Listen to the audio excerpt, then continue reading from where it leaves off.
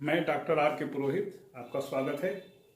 पिछले व्याख्यान में हमने विदेश नीति के आंतरिक निर्धारक तत्वों की चर्चा की थी कि उस समय जब भारत आजाद हुआ तो भारत की आंतरिक स्थिति क्या थी, भारत की ऐतिहासिक स्थिति क्या थी, भारत में वैचारिक दृष्टिकोण लोगों का क्या था, भारत की संस्कृति क्या थी। जब एक देश अंतर्राष्ट्रीय राजनीति में प्रवेश करता है, विशेष करके जब वह स्वतंत्रता प्राप्त करने के बाद अपनी विदेश नीति का निर्धारण करता है, तो देश की आंतरिक स्थिति उसका मार्गदर्शन करती है। यदि वह देश की आंतरिक स्थिति की उपेक्षा करते हुए अपनी विदेश नीति का निर्धारण करेगा, संचालन करेगा, तो वह निश्चित रूप से असफल होगा। क्योंकि आजकल की जो व्यवस्था है, राजनीतिक व्यवस्था है, प्रजातांत्रिक व्यवस्था है। हर घटना की जानकारी जनता को होती है, जनता तक तत्काल पहुंच जाती है, जनता अपनी क्रिया प्रतिक्रिया अंतरक्रिया करती है। और जब तक जनता का समर्थन आजकल शासक वर्ग को नहीं मिलेगा, तब तक शासक वर्ग विदेश नीति के क्षेत्र में सफल नहीं हो सकता। तो हर राष्ट्र अपनी आंतरिक स्थिति से बहुत अधिक प्रभावित होता है। जिस प्रकार से आंतरिक स्थितियां देश की विदेश नीति को निर्धारित करती हैं, ठीक इसी प्रकार से अंतरराष्ट्रीय वातावरण भी उस राष्ट्र को एक निश्चित नीति तय करने के लिए विवश करता है।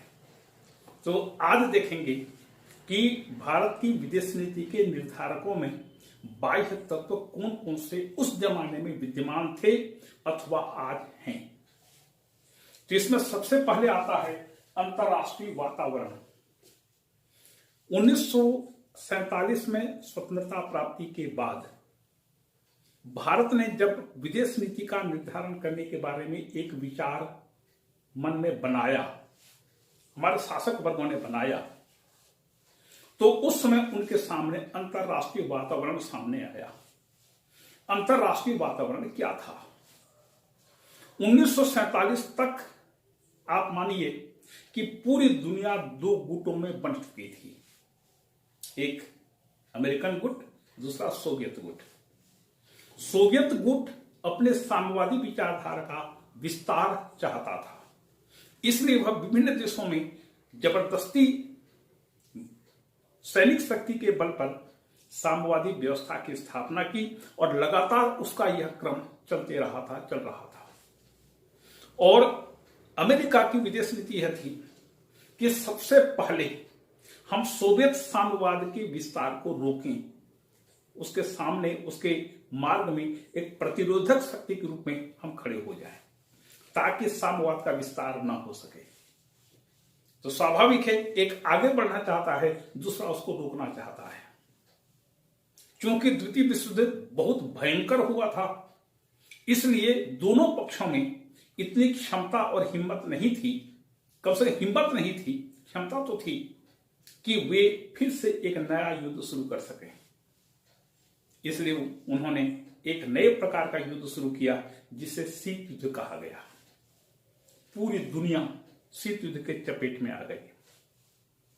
सब एक एक करके विभिन्न देश, कुछ अमेरिकन गुट में ज्यादा से ज्यादा सम्मिलित हुए और कुछ सोवियत गुट में सम्मिलित हो गए। चीन में साम्यवादी क्रांति हो जाने के बाद दुनिया की आधी से अधिक जनसंख्या या लगभग आधी जनसंख्या साम्यवाद के घेरे में आ गई।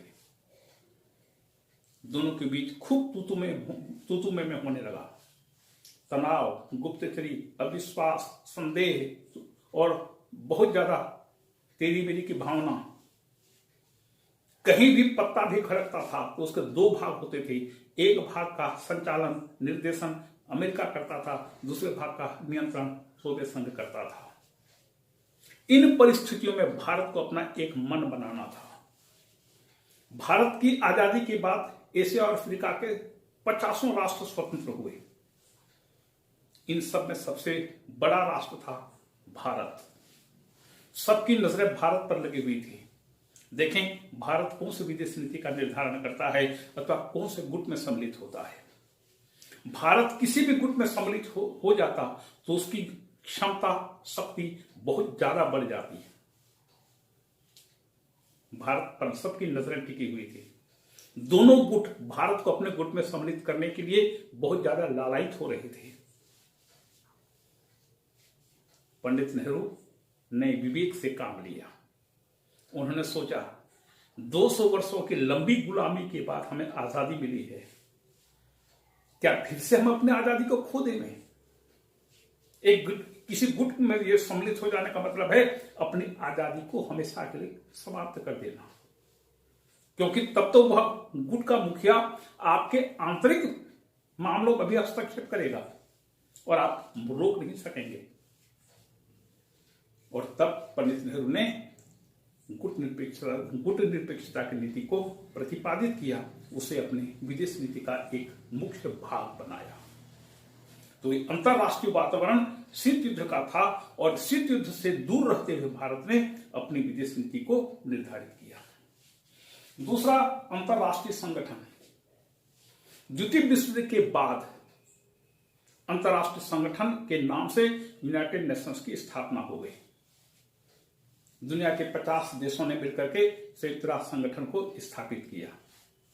जैसे जैसे राष्ट्र स्वतंत्र होते गए, इन सभी सदस्यों को एक एक करके यूनाइटेड नेशंस का सदस्य बनाया गया। कई बार विवाद भी हुए, लेकिन अल्टीमेटली उन राष्ट्रों को आज नहीं तो कल यूनाइटेड नेशंस का सदस्य बना लिया गया। यूनाइटेड नेशंस का संयुक्त राष्ट्र संघ का मुख्य उद्देश्य था युद्धों को रोकना और शांति स्थापित करना तथा राष्ट्रों के बीच सहयोग की भावना को बढ़ाना। उसे अनेक प्रकार के कार्य करने पड़ते हैं, नकारात्मक भी हैं, सकारात्मक भी हैं। सकारात्मकता में राष्ट्रों के बीच जितना सहयोग बढ़ेगा, युद्ध की संभावना उतनी कम होगी और सुरक्षा की समस्या उत्पन्न नहीं होगी। लेकिन दुनिया में तो सैकड़ों राष्ट्र हैं। एक उदाहरण के द्वारा इसको समझा जा सकता है, जैसे भगवान शिव का परिवार है, उसमें जो निवास करते हैं, विशेष करके वाहन या वहां पर जितने प्राणी हैं, उन पर थोड़ा सा विचार करिए। भगवान शिव के गले में नाग है, वह चूहा खाना चाहता है। चूहा गणेश जी का वाहन है। कार्तिकेय की सवारी, कार्तिकेय का वाहन मयूर है। मयूर का मुख्य ग्रास नाग है, सांप है। पार्वती जी का वाहन सिंह है और भगवान शिव का वाहन बैल है, नंदी है। इधर शेर बैल का शिकार करना चाहता है, इधर मयूर सांप को खाना चाहता है, सांप चूहे को खाना चाहता है। लेकिन भगवान शिव के व्यक्तित्व को देखिए कि उन्होंने ऐसे विषम प्रकृति वाले जीवों को अपने पास न केवल रखा है, अपितु उनके बीच एक तादात्म्य संबंध स्थापित करने में उन्हें सफलता मिली है। इसी प्रकार से इस दुनिया में भी अनेक प्रकार के राष्ट्र हैं। एक तरफ अमेरिका है जो पूरी दुनिया में वर्चस्व स्थापित करना चाहता है, दूसरी तरफ रूस जिसकी नजर पड़ोसी राष्ट्रों पर है, तीसरी तरफ चीन जो पूरी दुनिया के विभिन्न राष्ट्रों की व्यवस्था का, मजबूरी का जबरदस्ती फायदा उठाना चाहता है। एक तरफ अरब देश हैं जो तेल के माध्यम से पूरी दुनिया को अपने ग्रिप में लेना चाहते हैं। अलग अलग प्रकृति के अलग अलग राष्ट्र हैं।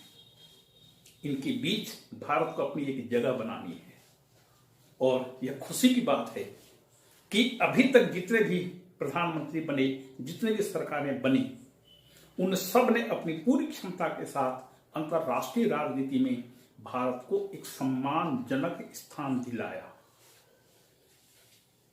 जीवन में उतार चढ़ाव आते रहते हैं, ऊंच नीच होता रहता है, कभी झुकना पड़ता है, कभी आगे बढ़ना पड़ता है, लेकिन अल्टीमेटली दुनिया ने, दुनिया के सभी राष्ट्रों ने भारत पर विश्वास जताया है और भारत को एक सम्मानजनक स्थान प्राप्त हुआ है।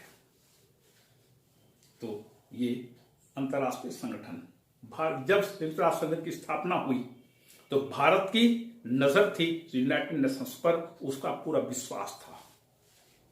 इसलिए जब पाकिस्तान ने कश्मीर को लेकर के भारत पर, कश्मीर पर आक्रमण किया तो पंडित नेहरू ने यूनाइटेड नेशंस के सामने इस विषय को रखा, यह सोच करके यूनाइटेड नेशंस निष्पक्ष है, यहां पर जो भी काम होगा राष्ट्रों के हित में होगा। पंडित नेहरू को यह गुमान भी नहीं था कि यूनाइटेड नेशंस भी यह राजनीति का अखाड़ा बन जाएगा। पंडित नेहरू को निराशा हुई, क्या करें अब, यह कश्मीर का मामला यूनाइटेड नेशंस में पेश किया जा चुका था और खुल करके अमेरिका पाकिस्तान का साथ दे रहा था, क्योंकि पाकिस्तान अमेरिकन गुट का सदस्य था और भारत अमेरिकन गुट में सम्मिलित होने से मना कर चुका था। फिर तीसरा है क्षेत्रीय वातावरण। कई राष्ट्र हैं हमारे पड़ोसी, उन पड़ोसियों के साथ हमको अपना संबंध स्थापित करना था। एक सबसे बड़ा पड़ोसी था पाकिस्तान। जब 1947 में भारत आजाद हुआ तो उसके दोनों हाथ कट चुके थे, एक पाकिस्तान, दूसरा पूर्वी पाकिस्तान। बिना कंधों के, बिना हाथों के भारत आजाद हुआ था। पाकिस्तान सबसे बड़ा हमारा दुश्मन बन गया। न चाहते हुए भी हम पाकिस्तान के साथ मैत्रीपूर्ण संबंध स्थापित करना चाहते थे, अभी भी चाहते हैं, लेकिन पाकिस्तान ने धोखा के सिवा और भारत को कुछ भी नहीं दिया। नेपाल, भूटान, पहले सिक्किम भी था, फिर म्यांमार, बांग्लादेश, मालदीव, श्रीलंका, इतने ढेर सारे पड़ोसियों के साथ भारत को अपना एक संबंध बनाना था, क्योंकि वातावरण अच्छा होना चाहिए। कम से कम पड़ोसियों के साथ हमारा संबंध अच्छा होना चाहिए, क्योंकि पड़ोसी ही हमारे कल काम आ सकते हैं। तो बाकी पड़ोसियों से भारत को कोई समस्या नहीं थी, पहले भी नहीं थी, अभी भी कोई खास समस्या नहीं है। लेकिन पाकिस्तान एक ऐसा हमारा पड़ोसी है जो विदेश नीति के क्षेत्र में हमारा 90% अटेंशन खींच लेता है। ये क्षेत्रीय वातावरण, इन सभी चीजों के मद्देनजर भारत को अपना एक मन बनाना था, अपना एक स्थान बनाना था। ऐसा नहीं कि बड़े गुट में, किसी गुट में शामिल हो जाए और टेबल से गिरने वाले खाद्य पदार्थों पर हमारी नजर रहे। एक टेबल से कोई रोटी गिर जाए तो हम उसको उठा लें, अपना पेट भर लें, ये भावना नहीं होनी चाहिए। भारत की संस्कृति, भारत की विचारधारा, विश्व बंधुत्व की भावना, वसुधैव कुटुंबकम की भावना ने भारत को स्वतंत्र विदेश नीति अपनाने के लिए प्रेरित किया। और यदि भारत किसी एक गुट में सम्मिलित हो जाता तो उस विदेश नीति को भारतीय जनता की सहमति प्राप्त नहीं हो सकती थी, और भारत की जनता यह सोचती थी कि यह विदेश नीति हम पर थोपी गई है। ये था भारत की आंतरिक परिस्थितियां, भारत की उस समय बाह्य परिस्थितियां। ये निर्धारित तत्व का चैप्टर इसी के साथ पूरा हुआ। और अब आगे देखें भारतीय विदेश नीति की विशेषताएं। भारत की विदेश नीति की विशेषताओं में कुछ नकारात्मक तत्व हैं, कुछ सकारात्मक तत्व हैं। सकारात्मक को पहले देखें, उसके बाद नकारात्मक को देखेंगे। यहां अभी संक्षिप्त में गुट निरपेक्षता की चर्चा करें, आगे चलकर फिर इसकी विस्तृत विवेचना करेंगे। गुट निरपेक्षता क्या है? गुटों से अलग रहना। जैसे धर्मनिरपेक्ष, मतलब हम किसी एक धर्म को नहीं मानेंगे, हम धर्म के प्रति तटस्थ दृष्टिकोण अपनाएंगे, सभी धर्मों का सम्मान करेंगे, लेकिन किसी एक धर्म को मानते हुए अन्य की उपेक्षा नहीं करेंगे, या अपने धर्म को दूसरों से श्रेष्ठ नहीं समझेंगे।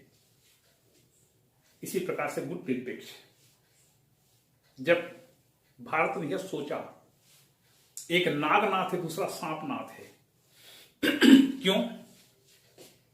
अमेरिका की नीति यह थी कि वो खुद प्रजातांत्रिक व्यवस्था स्थापित किया हुआ था, लेकिन दुनिया में प्रत्येक तानाशाह को उसने अपना समर्थन दिया था। तो देश के अंदर प्रजातंत्र, बाहर में तानाशाही का समर्थन। दुनिया में जितने भी तानाशाह बने, ये सभी तानाशाह लगभग अमेरिका की कृपा पर बने हुए थे। और जैसे ही इन तानाशाहों ने गड़बड़ किया, अमेरिका ने महसूस किया कि यह तानाशाह अब हमारे काम का नहीं है, उसको उसने हटा दिया, मरवा दिया, कुछ भी किया। यह अमेरिका का पक्ष हुआ। दूसरी तरफ सोवियत संघ था। सोवियत संघ अपने देश के अंदर तानाशाही व्यवस्था, कठोर व्यवस्था, निरंकुश व्यवस्था, लेकिन दुनिया में जहां कहीं भी प्रजातांत्रिक घटनाएं घटी, प्रजातांत्रिक आंदोलन हुए, स्वदेशी आंदोलन हुए, राष्ट्रीय आंदोलन हुए, इन सभी को सोवियत संघ ने समर्थन दिया। तो किस पर भरोसा करें, सोवियत संघ पर या अमेरिका पर? ऐसी परिस्थिति में जो शासक होता है उसका विवेक बहुत काम आता है। और पंडित नेहरू ने सोचा कि हम किसी गुट में सम्मिलित नहीं होंगे। उन्होंने कहा हम दोनों गुटों से असंलग्न रहेंगे, संलग्न या अटैच नहीं रहेंगे, अलाइन नहीं रहेंगे, गुटों से अलग रहेंगे। वैसे असंलग्नता कहने का मतलब एक नकारात्मक बोध होता है, लेकिन यह नकारात्मक भले ही शब्दों में हो, लेकिन जब हम अपने लिए उपयोग करते हैं तो यह सकारात्मक हो जाता है। यह आखिर है क्या? यह स्वतंत्रता है। किस मायने में स्वतंत्रता? विदेशी मामलों में स्वतंत्रता है। कैसे? यदि आप किसी एक गुट के सदस्य बन जाते हैं तो विदेश नीति के क्षेत्र में आपकी स्वतंत्रता खत्म हो जाती है, क्योंकि आपको उस गुट का समर्थन करना पड़ेगा। और यदि नहीं किए तो कोई दूसरा राष्ट्र, मतलब आप इतनी हिम्मत नहीं कर सकते कि आप अपने गुट के बॉस की उपेक्षा करें। मतलब आपको हमेशा पराधीनता स्वीकार करनी पड़ेगी। तो यह विदेश नीति के मामले में स्वतंत्रता है कि हम प्रत्येक घटना के गुण दोषों पर विचार करेंगे। दुनिया में अनेक प्रकार की घटनाएं घटते रहती हैं। घटना का मतलब राष्ट्रों के बीच विवाद का। तो प्रत्येक घटना को हम अपने ढंग से सोच विचार करके उस पर निर्णय लेंगे और एक नीति बनाएंगे। उसका समर्थन करेंगे या उसका विरोध करेंगे, किसी के कहने पर नहीं करेंगे। उसमें हम राष्ट्रहित को भी देखेंगे। ये असंलग्नता है या विदेश नीति के क्षेत्र में स्वतंत्रता है। फिर निष्पक्षता। हम जो भी करेंगे निष्पक्ष होकर करेंगे, भेदभाव नहीं करेंगे कि हमारा मित्र राष्ट्र है इसलिए हम उसका समर्थन करेंगे, हमारा दुश्मन है हम उसका विरोध करेंगे, ये भावना नहीं होगी। इसलिए देखिए, आज भी भारत रूस के द्वारा यूक्रेन पर किए गए आक्रमण का समर्थन नहीं करता है। ठीक है, उसके साथ मैत्रीपूर्ण संबंध है, खुलकर विरोध भी नहीं करता है, लेकिन यूक्रेन का विरोध रूस का समर्थन भी नहीं करता है। पिछले दिनों नरेंद्र मोदी गए हुए थे क्वाड के सम्मेलन में भाग लेने के लिए। वहां पर उन्होंने पुतिन को बोल दिया, देखिए आप डायलॉग से काम लीजिए, डिप्लोमेसी से काम लीजिए, युद्ध किसी समस्या का समाधान नहीं हो सकता। तो निष्पक्ष आचरण करना और राष्ट्रहित, जैसे अरब इसराइल के बीच बहुत लंबी लंबी लड़ाइयां हुई, भारत ने राष्ट्रहित को देखते हुए अरब देशों का समर्थन किया। फिर यह सक्रियता की नीति है, निष्क्रियता की नहीं है।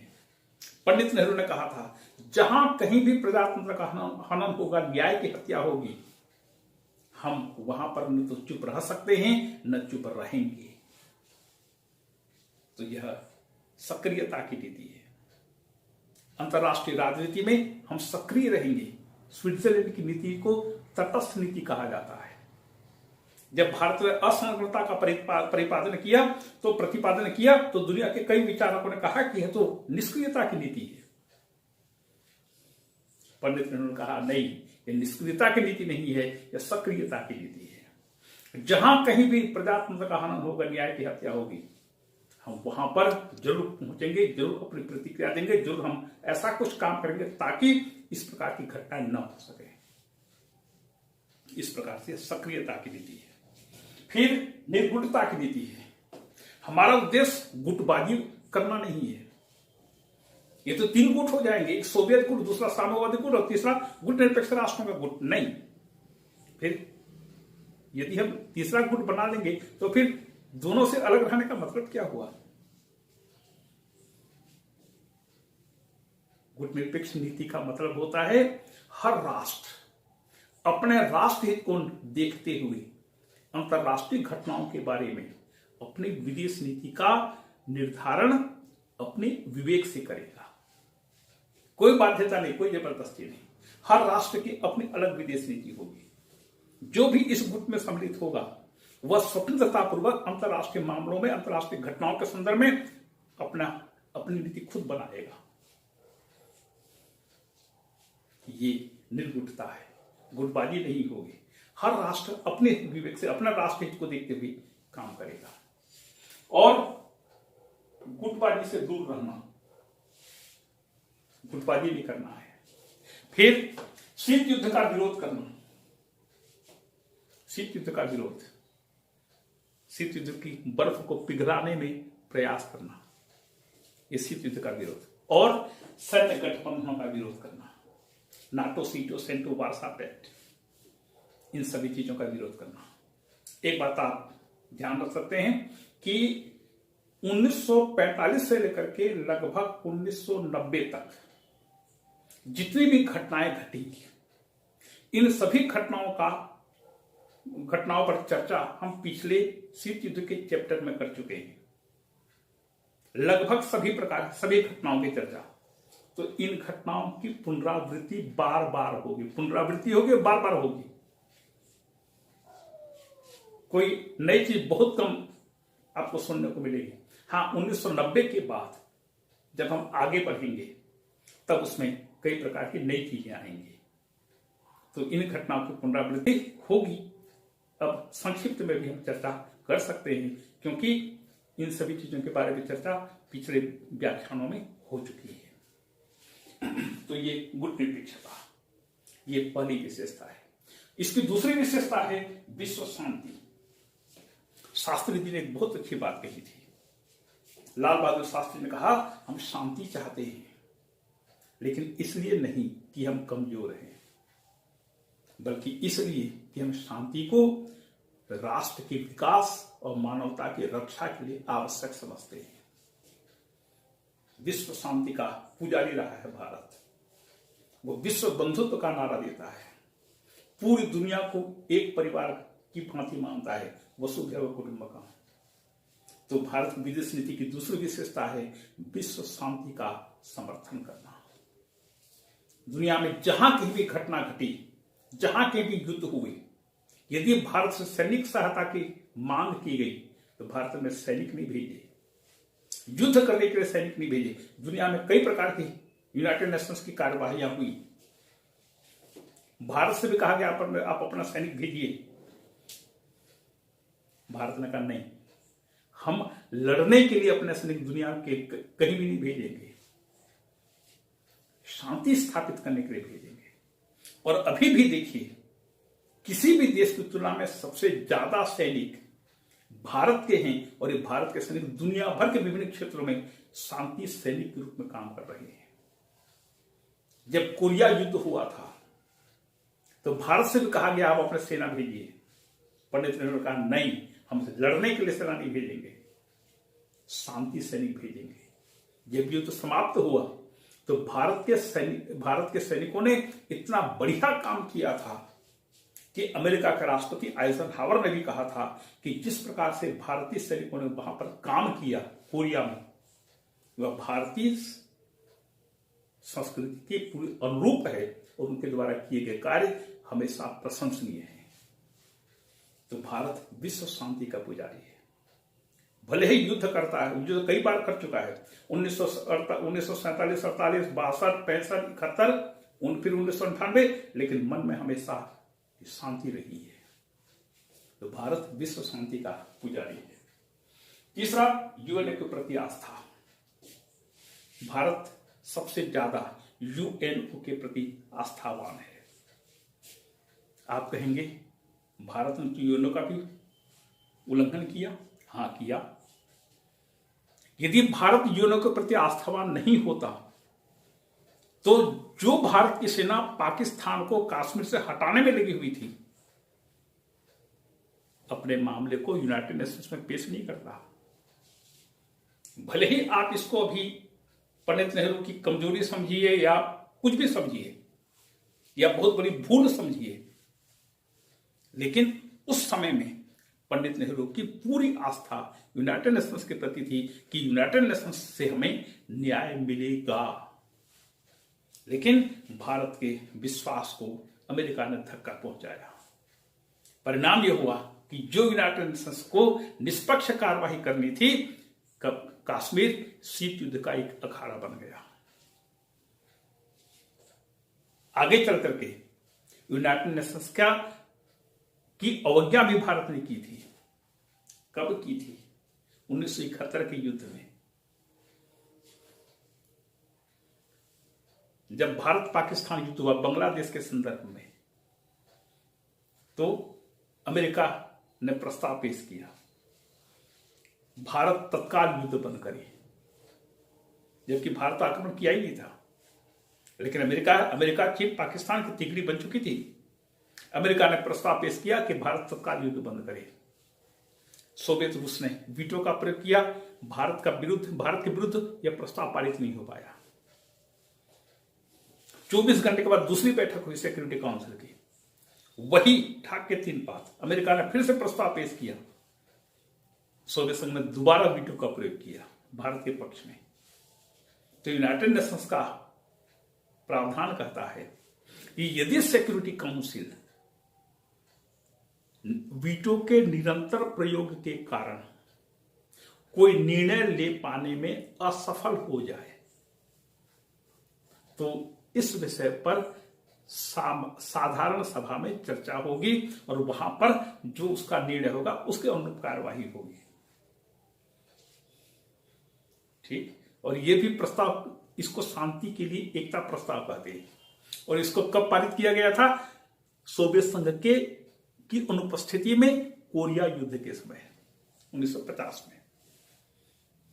तो मामला गया जनरल असेंबली में, साधारण सभा में गया। साधारण सभा में वहां पर बहस हुई। बहस होने के बाद प्रस्ताव भारत के विरुद्ध पारित हो गया।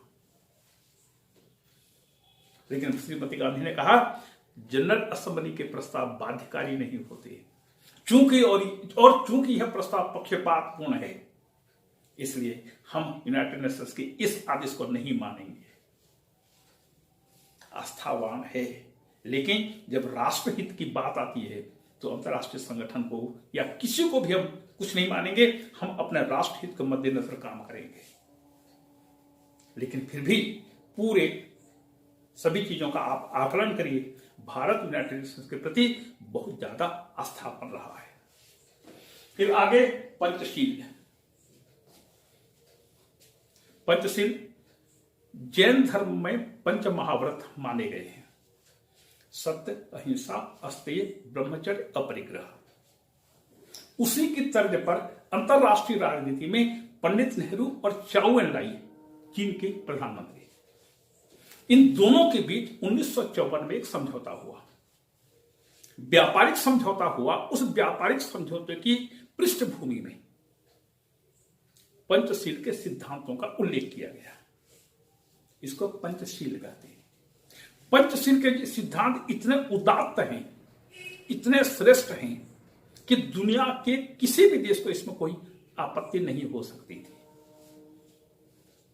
पंचशील के सिद्धांत क्या है? और यदि पंचशील के सिद्धांतों को दुनिया के सब राष्ट्र मान लें तो दुनिया में कोई झगड़ा, झंझट, विवाद, तेरे मेरे कुछ भी नहीं होगा। कौन कौन से सिद्धांत है? पहला है प्रादेशिक अखंडता की रक्षा करना। हर राष्ट्र को अपना राष्ट्र प्रिय है और हर राष्ट्र अपनी प्रादेशिक अखंडता की सुरक्षा करेगा। दूसरा, अनाक्रमण। कोई भी राष्ट्र दूसरे पर आक्रमण नहीं करेगा। तीसरा, अहस्तक्षेप। कोई भी राष्ट्र किसी के आंतरिक मामले में हस्तक्षेप नहीं करेगा। तीसरा, न्याय, समानता और परस्पर सहयोग। समानता के आधार पर हर राष्ट्रों के बीच संबंध बनेंगे और परस्पर सहयोग की भावना रखेंगे। और अंतिम है शांतिपूर्ण सहअस्तित्व। तुम भी जियो, हमको भी जीने दो। तुम्हें तुम्हारी व्यवस्था प्रिय है, हमें हमारी व्यवस्था प्रिय है। तुमने अपनी व्यवस्था की स्थापना के लिए बहुत बलिदान किया, बहुत मेहनत किया, तुमने उसको स्थापित किया। हमने भी अपनी व्यवस्था की स्थापना के लिए बहुत ज्यादा न्योछावर किया। तो तुम भी जियो, हमको भी जीने दो। यह है पीसफुल को एग्जिस्टेंस, शांतिपूर्ण सहअस्तित्व। लेकिन जब 1962 में यह पंचशूल बनकर हम पर चुभने लगा, क्योंकि चीन ने आक्रमण कर दिया था, तब भारत ने पंचशील को निरस्त कर दिया। लेकिन पंचशील भारत की विदेश नीति का एक महत्वपूर्ण अंग है। फिर है सभी से मैत्री। श्रीमती गांधी ने कहा था कि यह सच है कि पूर्व में पहले कई देशों के साथ हमारा मित्रतापूर्ण संबंध नहीं रहा, लेकिन विदेश नीति में हमेशा निर्धारित स्थिति नहीं रहती। इसलिए जहां मतभेद हो दूर किया जाना चाहिए, जहां विरोध हो उसको समाप्त किया जाना चाहिए, जहां मित्रता हो उसका विस्तार किया जाना चाहिए। भारत एकमात्र ऐसा देश है जो दुनिया के सब राष्ट्रों के साथ मैत्रीपूर्ण संबंध बनाने के लिए हमेशा अपना हाथ सामने की ओर रखता है, हमेशा अपना हाथ बढ़ाता है। दुनिया का कोई भी ऐसा देश नहीं जहां जिसके साथ हमारा अपनी ओर से हम कटुतापूर्ण संबंध बनाए रखे हों। सभी से मैत्री है, लेकिन कमेंट्स किया जाता है जो वस्तु सबकी होती हो किसी की नहीं होती। पंडित नेहरू ने सभी से मैत्री का सिद्धांत बनाया। दुनिया के सब देशों के साथ भारत ने मैत्री संबंध स्थापित किए, लेकिन ऐन वक्त पर किसी ने साथ नहीं दिया। कब? 1962 के चीन युद्ध के समय। आपको यह जानकर आश्चर्य होगा, जो भारत सभी से मैत्री का दंभ भरता था, भारत चीन युद्ध के समय केवल एक राष्ट्र मलेशिया ने चीन का विरोध किया था, भारत का समर्थन किया था। बाकी दुनिया का कोई भी राष्ट्र चीन का विरोध करने के सामने नहीं आया। इंग्लैंड, फ्रांस, अमेरिका आदि बाद में आए सहायता करने के लिए। तो सभी से मैत्री बराबर किसी से मैत्री नहीं, ये उसका कमेंट है। फिर है राष्ट्रमंडल के सदस्यता। राष्ट्रमंडल क्या है? राष्ट्रमंडल, इसका पहले नाम था ब्रिटिश राष्ट्रमंडल। इसकी स्थापना इंग्लैंड ने की थी और उसने क्या किया, दुनिया भर में उसके साम्राज्य फैले हुए थे, उपनिवेश स्थापित थे। तो इन उपनिवेशों में जो गवर्नर जनरल होते थे, उनको समय समय पर ये गवर्नर जनरलों की मीटिंग बुलाता था। विभिन्न उपनिवेशों से ये गवर्नर जनरल आते थे। गवर्नर जनरल ब्रिटिश अंग्रेज ही थे। तो उन राष्ट्रों का प्रतिनिधित्व करने के लिए गवर्नर जनरल आते थे, इनके बीच आपस में चर्चा करती थी और उसको नाम दिया गया ब्रिटिश कॉमनवेल्थ, ब्रिटिश राष्ट्रमंडल। इनके सम्मेलन समय समय पर होते थे। ये क्या था? ये ब्रिटिश साम्राज्यवाद का प्रतीक था। भारत भी इसका सदस्य था और राष्ट्रमंडल की बैठक में हमेशा भारत का गवर्नर जनरल जाकर के प्रतिनिधित्व करता था बैठकों में, सम्मेलनों में। और इस ब्रिटिश राष्ट्रमंडल का मुखिया ब्रिटिश सम्राट हुआ करता था। जब 1947 में आजाद हुआ भारत, तो भारत के सामने समस्या आई कि कॉमनवेल्थ में हम बने रहें या अलग हो जाएं। तो पंडित नेहरू ने कहा कि हम कॉमनवेल्थ में बने रहेंगे। लेकिन भारत ने पंडित नेहरू ने एक इसरार किया।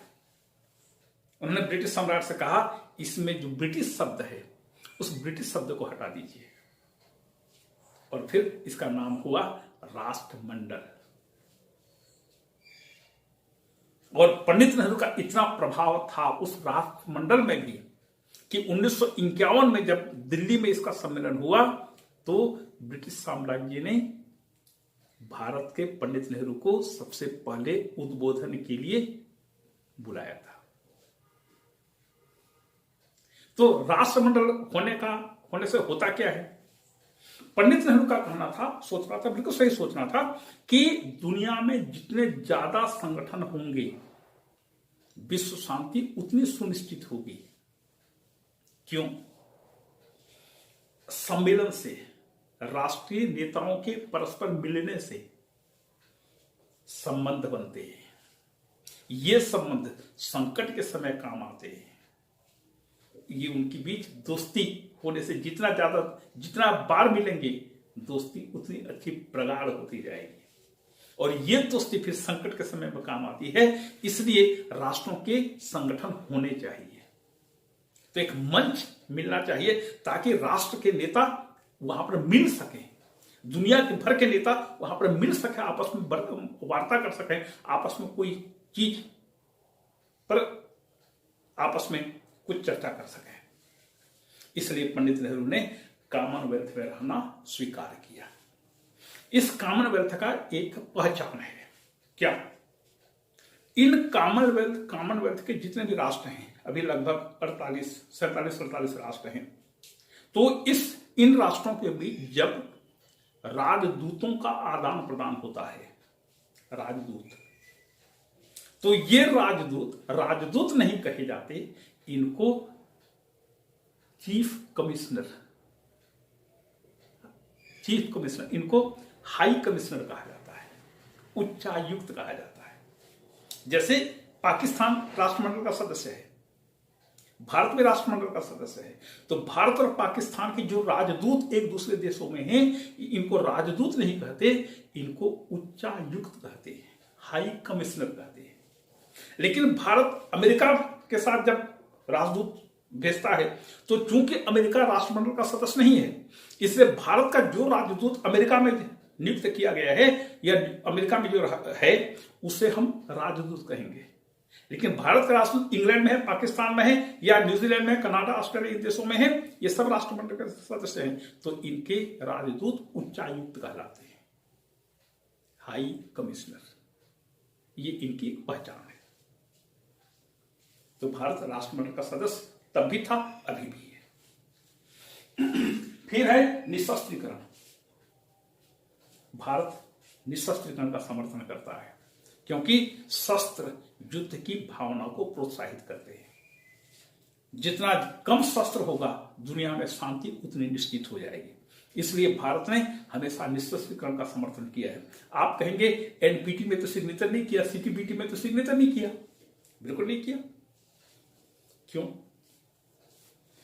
एनपीटी और सीटीबीटी में जो प्रावधान है, भारत का स्टैंड क्या है, भारत का तर्क क्या है? भारत कहता है चीन के पास परमाणु बम है, पाकिस्तान के पास परमाणु बम है, यदि मान लीजिए परमाणुविक आक्रमण हम पर होता है तो दुनिया का कोई भी राष्ट्र हमको बचा सकता है क्या? हमारी सुरक्षा की गारंटी दो, हम सिग्नेचर कर देंगे। और दुनिया में कोई भी राष्ट्र परमाणुविक आक्रमण से बचाने की गारंटी दे सकता है? Quite impossible.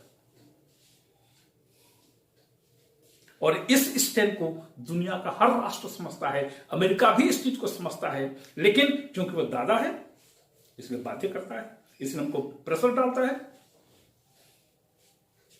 भारत का स्टैंड बिल्कुल सही है, इसे दुनिया का हर राष्ट्र समझता है। क्या आप हमको परमाणु आक्रमण से बचने की गारंटी दीजिए, बचाने की गारंटी दीजिए। खुद अमेरिका अपना बचाव नहीं कर सकता, खुद रूस अपना बचाव नहीं कर सकता, तो ये किसी के बचाव का क्या गारंटी देंगे? ये निशस्त्रीकरण। फिर साम्राज्यवाद उपनिवेशवाद का विरोध, ये इसका नकारात्मक पक्ष है। दुनिया में जहां कहीं भी साम्राज्यवादी घटनाएं घटी, उपनिवेशवादी घटनाएं घटी, साम्राज्यवाद उपनिवेशवाद ये समानार्थी है। जब एक बड़ा राष्ट्र एक छोटे राष्ट्र को अपनी गिरफ्त में ले लेता है तो उसका साम्राज्य कहलाता है। और वह राष्ट्र अपनी मानसिकता को क्या बनाता है कि हमारा राष्ट्र एक उपनिवेश है। जैसे भारत उपनिवेश था और वह ब्रिटिश साम्राज्य का अंग था। ये ब्रिटिश साम्राज्य का अंग मतलब ब्रिटिश दृष्टिकोण हुआ, और उपनिवेशवाद मतलब हमारा दृष्टिकोण हुआ। तो केवल नजर का फर्क है, दोनों एक ही चीज है।